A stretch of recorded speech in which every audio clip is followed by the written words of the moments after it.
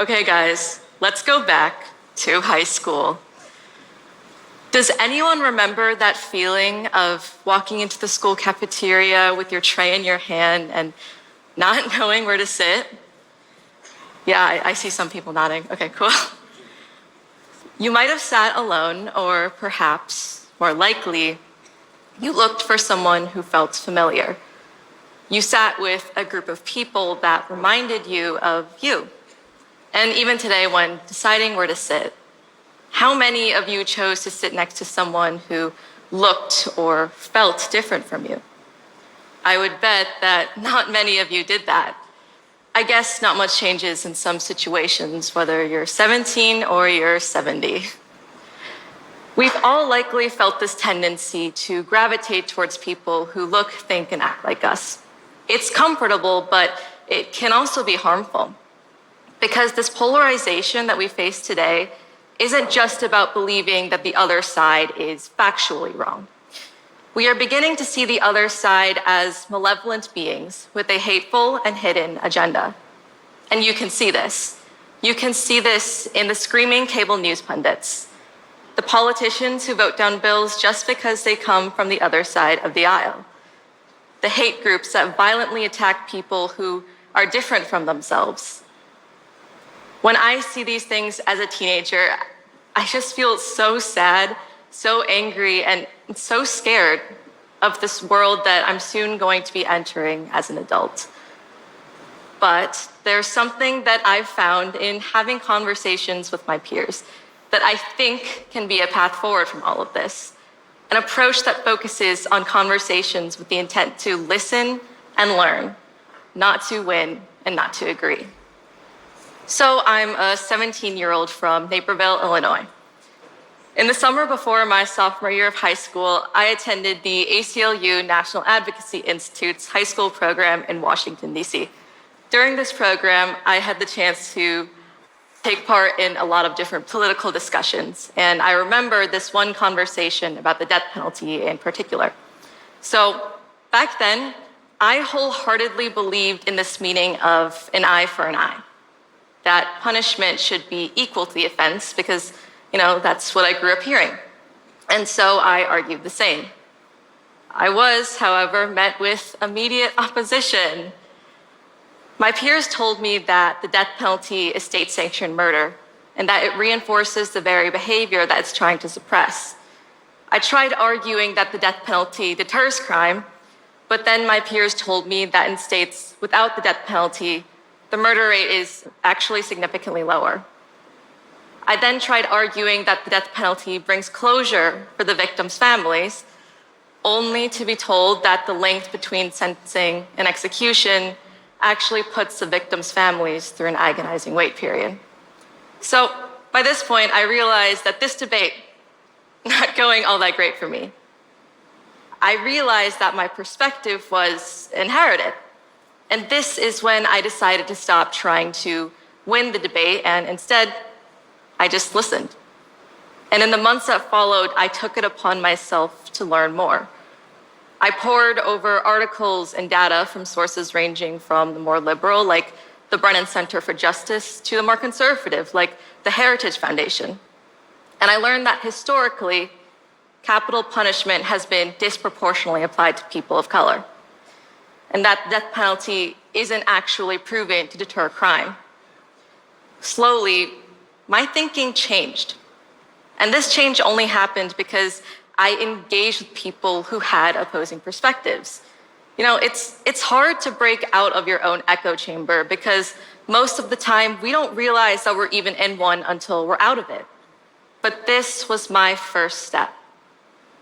So shortly after this experience, I started a nonpartisan initiative called Project Heal to encourage and empower high school students to become politically involved. We discuss a lot of different issues like education equity, voter suppression, racial justice. And I've seen some amazing things happen when people just talk to one another, understanding and accepting of our differences. I actually remember this one conversation in the summer of 2020. There was a boy and a girl who were debating the merit of the Black Lives Matter movement. And I remember being afraid that their conversation would evolve into an argument. But it didn't. Instead, I learned that the girl, who is Black, came from a family that had been through a couple of rough instances with the police. And the boy, who was the son of a cop, came from an upbringing in which BLM was labeled as a movement in defiance of the police. Later on, I was surprised to learn that though they still didn't agree, the boy and the girl learned something about the other that they didn't know before. And more than that, they appreciated how it shaped the other person's unique perspective. And this was only possible because they didn't delve into a shouting match or call each other disrespectful names. And for me, this was an aha moment. I realized that we shouldn't back away from discussing polarizing issues, even if it's with people who disagree with us. Sure, it's uncomfortable, and yeah, I'd probably agree that we don't change our minds most of the time. But we can better understand opposing perspectives, which can help us to better advocate for our own beliefs. And maybe, just maybe, it even allows us to reach a compromise when the situation demands it. So I think the question remains, how can we create space for this kind of bipartisan discourse? Well, I think the first step is finding a community. When I think back to my experience in the ACLU, I think the reason we were able to have that civil discourse was because we recognized that we were a part of a greater cause, and because my peers knew me, not just as an opposing voice, but as Shreya, their peer, their fellow teen activist, and their friend.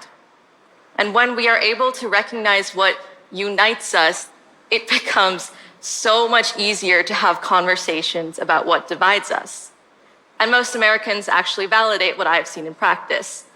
While 77% of American voters polled before the 2020 presidential election said that they had just a few or no close friends who supported the other side's candidate, 79% of Americans agree that creating opportunities for bipartisan civil discourse would be effective in reducing divisions.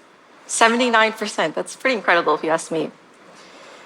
We all have affinity groups that we can join. Maybe it's a friend group at your place of work, a book club at the local library, or the PTA at your kid's school. Whatever this group is, try to have an uncomfortable conversation with them, at least once a week. Now, okay, what exactly constitutes as uncomfortable? I would say that's really up for you to decide. It can be about politics, sure, or it can be about a different topic entirely, like religion or identity. Whatever this topic may be, just talk about something that's uncomfortable, unconventional, and meaningful to you. And most importantly, do it with the intent to listen and learn, not to win and not to agree. And, another tip, make sure to stay off of your phone for this conversation. Yeah. As someone who's pretty much obsessed with TikTok, I completely understand how addicting social media can be. Believe me. But by discussing polarizing issues online, we lose that person-to-person connection.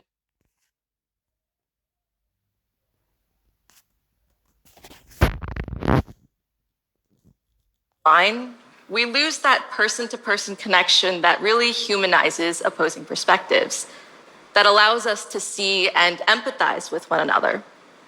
Because by having these conversations, you will gain insight into people who think differently than you do. And who knows, maybe you'll convince someone of a belief that you hold dearly, or maybe you'll even be moved to reconsider your own viewpoint. In a month's time, I'm going to be graduating from high school. Thank you. Over the past 4 years, I've learned a lot about creating positive discourse, but I'm still scared of this polarization, this growing unwillingness to view those who politically disagree with us as human. Honestly, it's a little overwhelming to think that I'm soon going to enter this reality where I'll be confronted with this division, where I'll be stereotyped and judged by my ideology, my identity, and my way of thinking by people who don't even know the real me. As a teenager, It's a lot. And I know that many of my fellow Gen Zers feel the exact same way. And this is precisely why addressing this polarization crisis is so urgent and demands action from all of us. Just for one moment, go back to that high school cafeteria, but this time you sit down with that other crowd, the kids who didn't look or think like you do. And just imagine what you could have learned. Thank you.